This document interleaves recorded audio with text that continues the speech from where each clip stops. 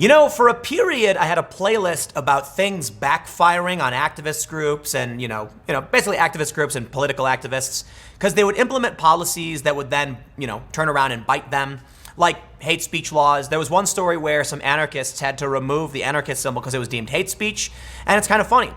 But I think now I need to come up with a new show called Californian Wasteland.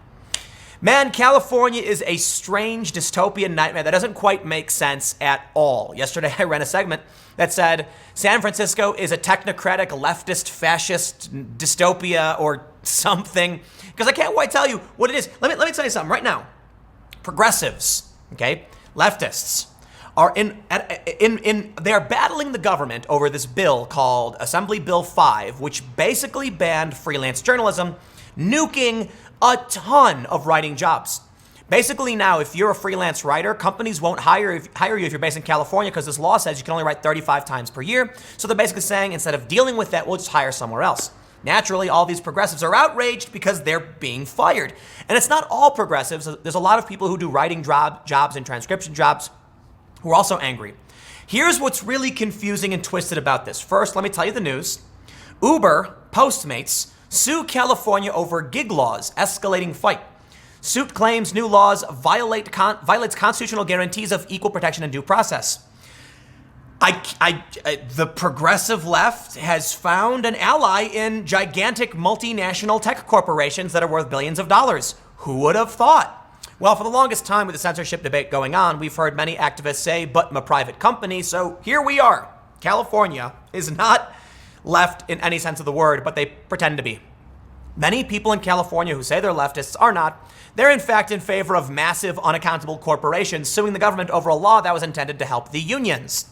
Granted, I think the law was still ill-planned and bad. I can't even explain what's happening. Basically, let's start from the beginning. Unions wanted a law. Democrats enforced that law. Progressive writers and other lefties got really angry that their jobs were being taken away and have now are inadvertently aligned themselves with massive multinational corporations. My, what a strange decade 2010 has been. And as we wrap things up, I thought it would be fun to just talk about the Californian wasteland. When progressives who are supposed to be battling against the 1% are walking hand in hand to reject a law that unions actually wanted, my brain explodes. Let's read the story from the Wall Street Journal. Uber Technologies and Postmates sued California to challenge legislation that could force the companies to treat their drivers as employees. The latest escalation in a battle over the new law set to take effect in the new year. The companies, competitors in the food delivery market, joined two drivers in the lawsuit filed in federal court Monday against the state and its attorney general, Xavier Becerra. The suit claims that the new law known as Assembly Bill 5, or AB 5, violates constitutional guarantees of equal protection and due process because of how it targets some workers and companies. The lawsuit is the first by major on-demand companies against AB 5, which was passed in September and takes effect Wednesday by so-called gig economy companies that rely on drivers and others to provide on-demand services. It follows similar legal challenges in November by the California Trucking Association and in December by groups that represent journalists, which fear its effects on freelancers. No, let me stop you right now. Check this out. There's a company called Patch, and they do hyper-local news. I'm not super familiar with it. They've been around for a while. The general idea is, if you live in a certain, there used to be local papers. They don't exist anymore. I remember when I was a kid, I grew up on the south side of Chicago. We had a paper that was just for the south side, and people stopped caring. And then, somebody would throw the paper on your porch, and then it would just rain and then get soggy, and nobody cared anymore. Well, Patch is trying to basically fill that gap. Local news is extremely important. Without local journalism, let me tell you this. There was a story about this guy. He claimed he was a Trump voter, said he regretted his decision and wouldn't vote for Trump in 2016. Local journalists uncovered, dude never actually voted. That's local journalism. The New York Times ran two stories uncritically parroting this guy's narrative, and he made the whole thing up.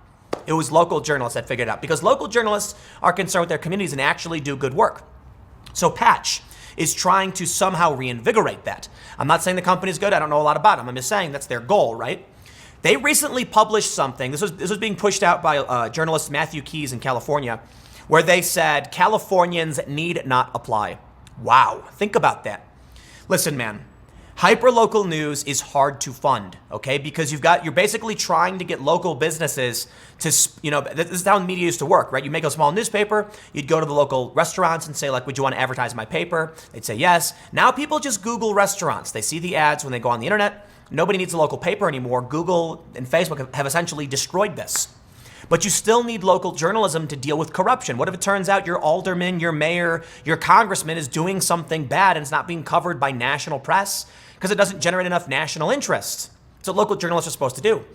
So now, as Patch tries to hire people freelance because it's the best they can do, California gets completely cut out of the picture. How insane. Well, unsurprisingly, they're being joined hand in hand by many corporations. Let's be real. I think it's funny to say that these progressives are now inadvertently allied with, major corporations. But the fact is, when you can see the left and the corporations pointing out this law is unconstitutional, it probably is. It absolutely is. You know what blows my mind about this law? It's because the unions wanted it. The idea was that these companies exploit workers by not giving them full wages or benefits, leaving them as contractors. Okay, well, if somebody wants to freely sell their labor at a certain rate, it's their choice, right?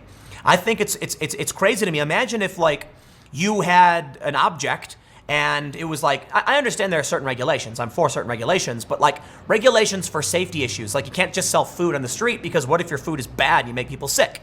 But, for the most part, you usually don't need peddlers' licenses in a lot of places unless you're occupying a specific space and trying to say, like, this is my space.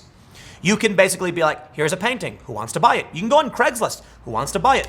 Imagine if the law changed and said you can't freely trade your labor. Well, I think it's funny because that was what the unions wanted. The unions wanted restrictions on who could be hired so they could get more members. What an interesting paradox. Let's read.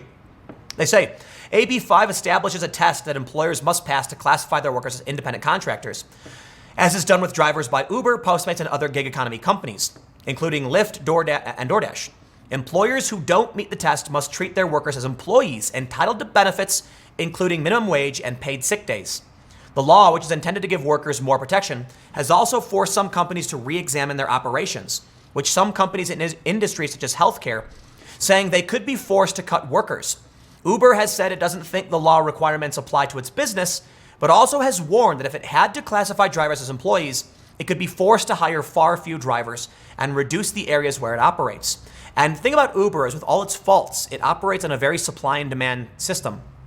They have this thing where, like, if there's not enough cars, they offer more money to encourage more people to come out, which means if there's 10 cars on the road and 10 people want those cars, there ain't no cars on the road anymore.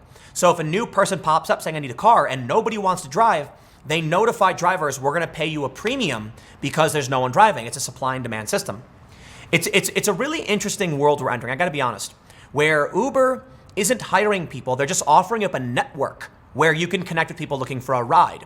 People argue that because Uber gets a cut, a percentage, therefore Uber is hiring these people, but man, I really don't see it that way. I personally don't see it that way.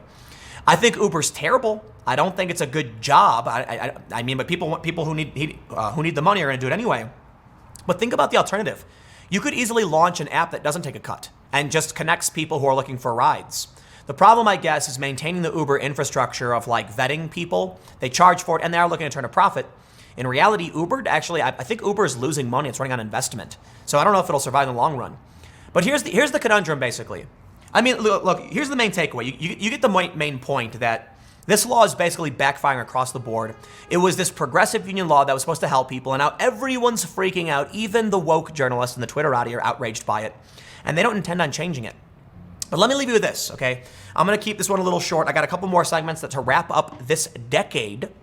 But I'll ask you, how do you feel about Uber? I don't think it's a job. I really, really don't.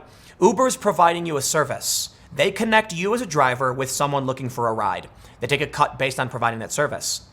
I just don't see how you could say Uber is hiring these people if they can work whenever they want, do whatever they want, drive whenever they want, and all Uber does is say a person over there is looking for a ride. What if someone made an app that just, you could press a button saying I need a ride and someone saying I'm offering a ride and they determine how much money they made? That's why I think the whole thing is quite silly, but whatever. The Democrat who passed the law is being dragged relentlessly. Apparently she has a statement here. They say Lorenzo Gonzalez, the author of the statute, has urged city attorneys across California to seek court orders on January 1st requiring companies to implement changes in response to the law. Amazing! She's getting dragged from everybody, and she's doubling down. Lo and behold, not surprised, California is a wasteland. We will see what comes up. I do have another big story I'm working on talking about California that I might save it for when I have to fly again. So that might be in a couple days, but stick around. I have another segment coming up in just a few minutes. We are wrapping up the decade. The 2010s are officially over. As of tonight, I hope you're all having a good time. And I got two top stories. The top worst things Donald Trump has ever done, and the top 24 PC moments of the decade. Stick around. You'll probably enjoy them, and I will see you in a few minutes.